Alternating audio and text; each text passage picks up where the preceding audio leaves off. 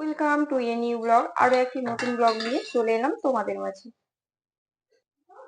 আশা করছি আজকের ব্লগটিও অন্য দিনের মতো তোমাদের ভীষণ ভালো লাগবে। আসসালামু আলাইকুম, কেমন আছো আমার প্রিয় সকল বন্ধুরা?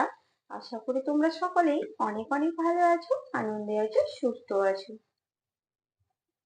আমার সকল বন্ধুদের জন্য রইল অসংখ্য ধন্যবাদ, অনেক অনেক ভালোবাসা ও শুভকামনা।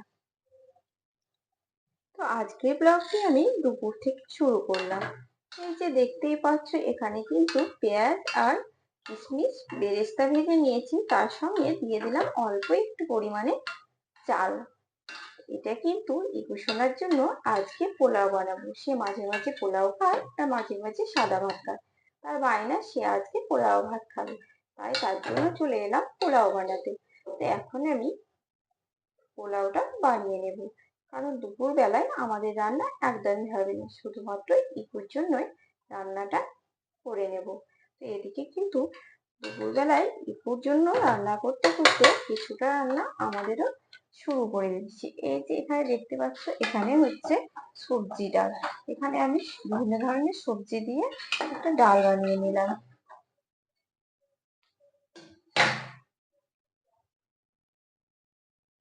তারপর কিন্তু আরো রান্না বান্না আছে, সেগুলো কিন্তু সেরে নিতে হবে। এদিকে ভেজানো আছে ছোলা, কাবলি ছোলা। কাবলি ছোলার আজকে ঘুগনি বানাবো, সেই জন্য ছোলাটাকে ভিজিয়ে রেখেছি। এটা ভালোভাবে ভিজে গেলে কিন্তু খুব সুন্দর ঘুগনিটা হয়। ওদিকে মজুকে দিয়েছি সজনে ডাঁটা পরিষ্কার করতে। এদিকে মজুকে দিয়েছি সজনে ডাঁটা এই যে পরিষ্কার করতে। সে অনেকগুলো সজনে ডাঁটা পরিষ্কার করছে, আর বাকিগুলো কিন্তু সে পরিষ্কার করে নিচ্ছে। এগুলোও কিন্তু আজকে বানিয়ে নেব।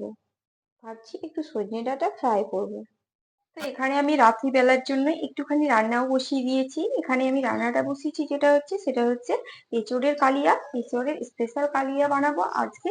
রাতের মেনুতে এটা থাকবে, তো এটা রাত্রিবেলায় খাবো, তাই ভাবলাম একটুখানি রান্না করে রেখে দিই। কারণ রাত্রিতে সন্ধ্যাবেলায় ইফতার করার পর রাত্রি রান্না করতে ভীষণই কষ্ট হয়।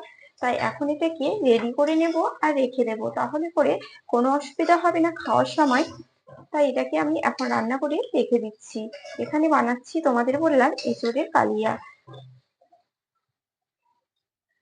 এঁচোড় আলু কিন্তু ভালোভাবে কষানো হয়ে গেছে।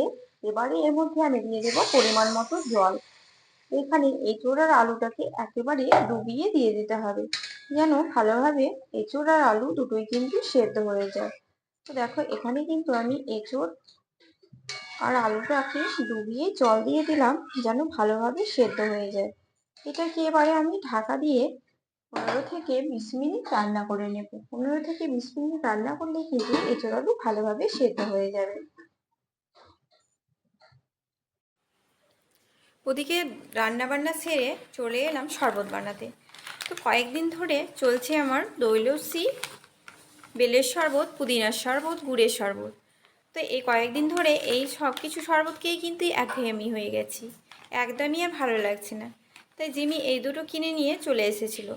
একটা আছে অরেঞ্জ আর একটা আছে ম্যাঙ্গো। তো আজকে ভাবছি এই শরবত দুটোই বানিয়ে নেব। তাই এখানে আমি চলে এলাম জল নিয়ে রেডি, আর প্যাকেটগুলো নিয়েও রেডি হয়ে গেছি। তোমরাই বলো, প্রতিদিন কি একই ধরনের শরবত আর ভালো লাগে? তো যদি ইফতারে কোনো রকমের কেনা শরবত খাই না বললেই চলে। তো আজকে ভাবলাম একটুখানি এই শরবতই বানিয়ে ফেলি। তাই এখন শরবতগুলো আমি রেডি করে নেব। এই ইফতারের সময় শরবত বানাতে কিন্তু ভীষণই দেরি হয়ে যায়। তার জন্য সব সময় কিন্তু আমি চেষ্টা করি শরবতগুলোকে আগেই বানিয়ে নিতে। আগে বানিয়ে রাখলে কি হয়, ইফতারের সময় কোনো তাড়া থাকে না। তো দেখো, শরবতটা কিন্তু আমি এখন রেডি করে রেখে দিচ্ছি।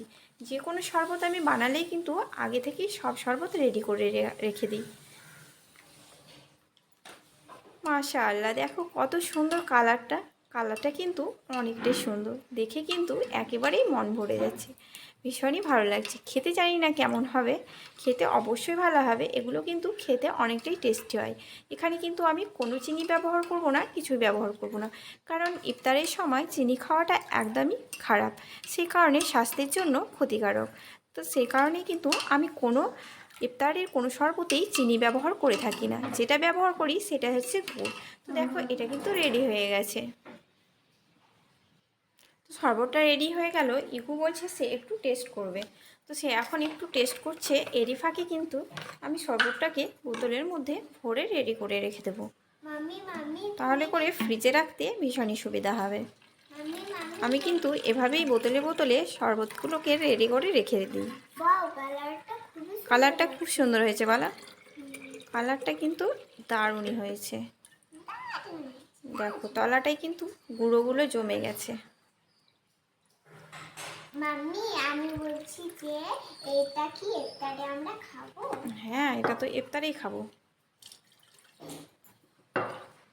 তো এটা হয়ে গেল অরেঞ্জ। আর ম্যাঙ্গোটা কখন করবে? এখানেই করব। তো দেখো অরেঞ্জটা কিন্তু, অরেঞ্জ শরবতটা কিন্তু রেডি হয়ে গেল। অরেঞ্জ শরবতটাকে আমি রেখে দেব, তারপর এখানে বানিয়ে দেব ম্যাঙ্গো শরবতটাকে। তো এখানে দিয়ে দিচ্ছি আবারও জল। এটাতে দেওয়ার কারণ আমি ডাইরেক্ট বোতলে দিয়ে দিতে পারি।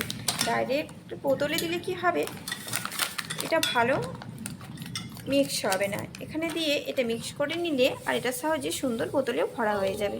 তো এটা দেখো, এটা কিন্তু কালারটা ভীষণই সুন্দর। এটা কিন্তু ইয়েলো আর ওটা ছিল অরেঞ্জ। ম্যাঙ্গোটা কিন্তু ইয়েলো কালার। ম্যাঙ্গোটার ফ্লেভারটা ভীষণই সুন্দর, এত সুন্দর সেন্ট ছড়াচ্ছে না। প্যাকেটটা কাটা মাত্র দেখো ইকু, দেখো দেখো, ওয়াও কি দারুণ! একদম মনে হচ্ছে যেন অরিজিনাল ম্যাঙ্গো। তো জানি না ইফতারি যখন খাবো তখনই কিন্তু এটা বুঝতে পারবো ঠিক কেমন হয়েছে। তো চলো, এটাও কিন্তু রেডি হয়ে গেছে। আর এদিকে ইকুও কিন্তু আমাকে হেল্প করছে। তো এটাকেও কিন্তু আমি এখন বোতলের মধ্যে ভরে নেব। ইকু কিন্তু এরই মধ্যে শরবতটা খাওয়া শুরু করে দিয়েছে।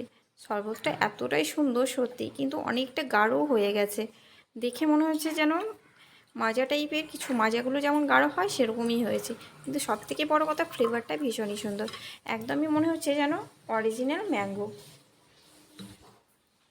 তো চলো, এটা কিন্তু আমার রেডি হয়ে গেল। বাকি কাজগুলো সেরে নিতে হবে একটু একটু করে।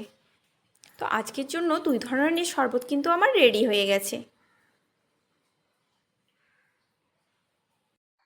এখানে আমি ইফতারের জন্য আরও একটা জিনিস রেডি করে রাখলাম, যেটা হচ্ছে এঁচড় দিয়ে চপ বানাবো আজকে। তো চপ বানাতে কিন্তু অনেকটাই সময় লেগে যায়। তো এঁচড়ের আমি এই যে দেখো, এভাবেই কিন্তু চপগুলো প্রথমে রেডি করে রেখে দিলাম। তারপর কিন্তু এটাকে বিকেলবেলায় সন্ধ্যেবেলায় ভেজে নেব। তাহলে করে কিন্তু ভীষণই সুবিধা হবে আর তাড়াতাড়ি হবে, আর গরম গরম চপ খেতে কিন্তু ভীষণই ভালো লাগবে। তাই এখন আমি এগুলোকে এখন রেডি করে রেখে দিয়েছি। এগুলোকে একটুখানি রেডি করে ফ্রিজেই রেখে দেবো। তারপর সন্ধ্যাবেলায় বার করে ভেজে নেব গরম গরম। এখন কিন্তু বাজে 4:30। আসরের নামাজ পড়ে আবারও চলে এলাম রান্নাঘরে ইফতারি তৈরি করতে। তো এখানে এখন কিন্তু আমি ঘুগনি বানাবো। ঘুগনি বানানোর জন্য কড়াই কিন্তু বসিয়ে দিয়েছি। তো এখানে ভাবলাম যে প্রথমে কিন্তু ঘুগনিটা বানিয়ে নিই, কারণ ফলগুলো অনেকটা আগে কাটলে একটু লাল হয়ে যায়, দেখতে ভীষণই খারাপ লাগে। তার জন্য আমি চেষ্টা করি আধ ঘন্টা আগে ফলগুলো ভেজে নিতে। তো এখন আমি এখানে ঘুগনিটা করে নেব। এখানে আমি ঘুগনিতে জিরে ফোড়ন আর গোটা লঙ্কা ফোড়ন দিয়ে দিলাম, সঙ্গে আদা কুচি দিয়ে দিলাম। কারণ হচ্ছে যে ঘুগনির সঙ্গে আদা কুচিটা দিলে কিন্তু ভীষণই ভালো লাগে, তাই এখানে আমি আদা কুচি দিয়ে দিয়েছি। আর গোটা জিরে ফোড়ন দিয়ে দিলাম। গোটা জিরে ফোড়ন অবশ্যই ঘুগনিতে দেবে, ভীষণ ভালো লাগে এভাবে বানালে। একটুখানি পেঁয়াজও দিয়ে দিয়েছি। এবারে পেঁয়াজগুলোকে ভালোভাবে ভেজে নেব।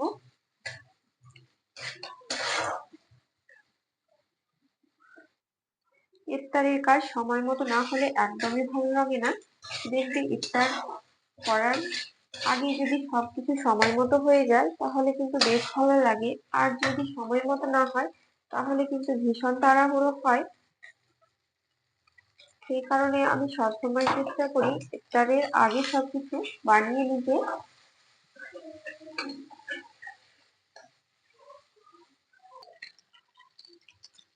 এখানে আমি জিরে দিয়ে দিলাম। আর ধনেটা ঘুগনিতে অবশ্যই মার, ধনের গন্ধটা কিন্তু ভীষণই ভালো লাগে ঘুগনির সঙ্গে, তাই দিয়ে দিলাম। তো তোমাদের সঙ্গে কথা বলতে বলতে কিন্তু ঘুগনির মশলাও রেডি হয়ে গেছে। তোমাদের আমি আগেই বলেছিলাম যে ঘুগনির যে কলাইটা সেটা কিন্তু আমি আগে সেদ্ধ করে রেখে দিই, তাতে করে ঘুগনিটা বিকেল বেলায় বানাতে খুবই সুবিধা হয়। তো এখানে কিন্তু আমি কলাইটা আগে থেকে সেদ্ধ করে রেখে দিয়েছিলাম প্রেসারের মধ্যে। এখন শুধুমাত্র আমি ঘুগনিটাকে রেডি করে নিলাম, তাতে করে ঘুগনিটা গরমও থাকবে, খেতে ভালোও লাগবে, আর কিন্তু খুব তাড়াতাড়ি ঘুগনিটা হয়েও গেল। তো ঘুগনিটা কিন্তু আমার একেবারে রেডি হয়ে গেল। এটাকে রেডি করে নিলাম, ঢাকা দিয়ে এখন আমি রেখে দেবো।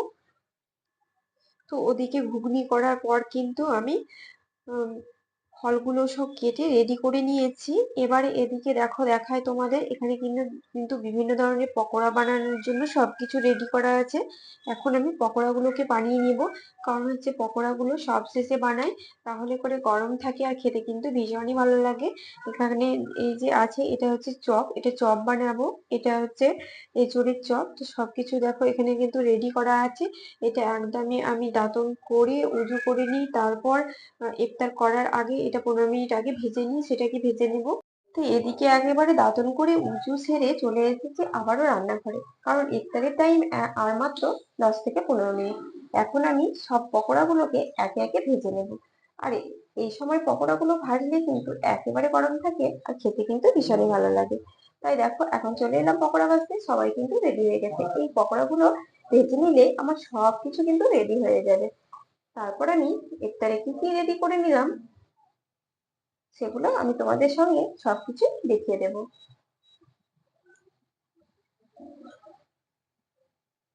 পকোড়াগুলো দেওয়ার সঙ্গে সঙ্গে কিন্তু পকোড়াগুলো খুবই সুন্দর ফুলে উঠছে, মানে পকোড়াগুলো কিন্তু পারফেক্ট হয়েছে। তো ইফতারে কিন্তু সব তৈরি রেডি হয়ে গেছে, দেখো এখানে কিন্তু রেডি করে নিয়েছি, সবাই কিন্তু বসে পড়ে গেছে।